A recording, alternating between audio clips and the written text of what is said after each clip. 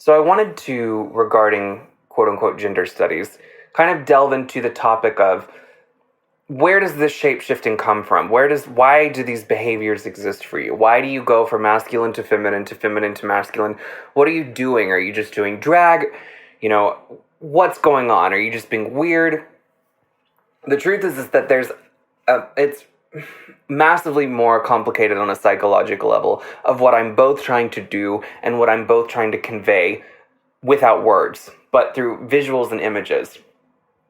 So going back to where this all really started from and the origin was years ago. I was at the mall and I was people watching because that's what I love to do. Could watch people all day. Fascinating. Get human behavior, just seeing it from a distance. Not necessarily being involved in it up close because that's drama, but watching it from a distance, I love.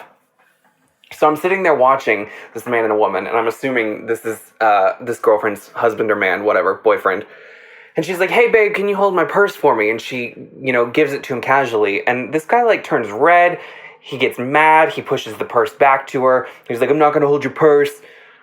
And he was really a beta male. This wasn't even an alpha male man to be throwing this much of a fit over. So I'm just watching. And she's embarrassed that he's causing this much of a scene. And he's embarrassed because she asked him to hold a purse. It's just, the whole thing was awkward to watch. But it represented a moment where I began to wonder, why does a rectangle with straps exert that level of social pressure and social influence to it upon a man's identity, let alone human identity?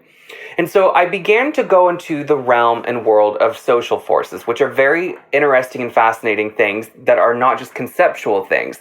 We can't see social forces, but we can feel them all around us. We can perceive them.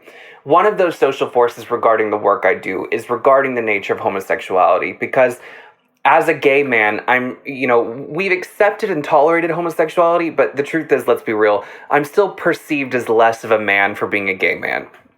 And because of the fact that I'm of a more feminine, energetic level, whether I want to be or not, it's just the part and parcel of what I came built with. This is my energy. I'm definitely not considered one of the guys, one of the men. But realistically, what you're going to realize by the end of this, I've always had the balls to do things that the other guys wouldn't do. Sometimes guys are pussies regarding things that they wouldn't do that I'll do, that I'll go to that extreme. I'll do it. But I realized in that moment, watching this exchange of straight man, straight woman, I'm assuming, that the feminine form and feminine power exerts a massive level of control over the male mind and male body. And I'm not just talking about a man getting an erection or a man being aroused or something sexual or silly or laughable. What I mean by that is men, straight men, let's just go for men, desire the feminine form. They want the female body, but they're ashamed of feminine things and womanly things. So where does this polarized split at the psychological hardwire level of the male mind begin? That's what became really fascinating to me, is how do men desire the woman but are ashamed of the woman at the same time? And so this all kind of connects because as a homosexual male who has a more feminine, energetic aura, let's call it that, to me, that I realized that the feminine form has a great degree of potential regarding reactivity to it. I realized that I could really shake things up by aggressively taking feminine concepts, ideas, visuals, and turning against the male perception. Because, I don't, as much as I play at the feminine form, I'm not a woman. I don't think like one. I may sound like one with a feminine gay voice, but the truth is I'm definitely a male in terms of sexuality, visuals, perception. Men, all of us, are come to a state of arousal based upon visuals. So I realized it was important to take feminine visuals into my work because it plays with the male mind, the hardwiring of what's going on. It sends it haywire.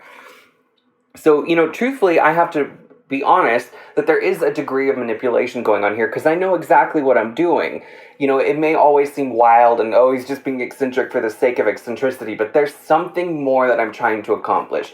I, as a social science writer and a social scientist, which is a fancy term for a sociologist, I'm always trying to understand social pressure and why do we act the way we act? How do we act the way we act?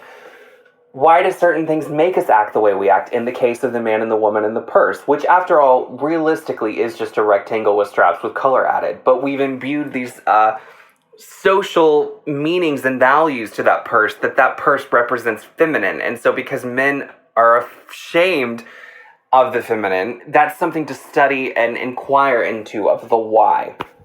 So going back to all of this, to kind of wrap it up, the how and the why of why do I do this, there is more to it than just trying to do iconography related to homosexuality that people are typically comfortable with.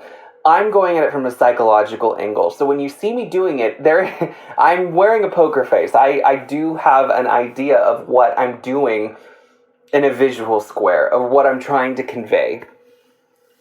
But the heart of it is understanding social pressure, social forces, and human behavior patterns.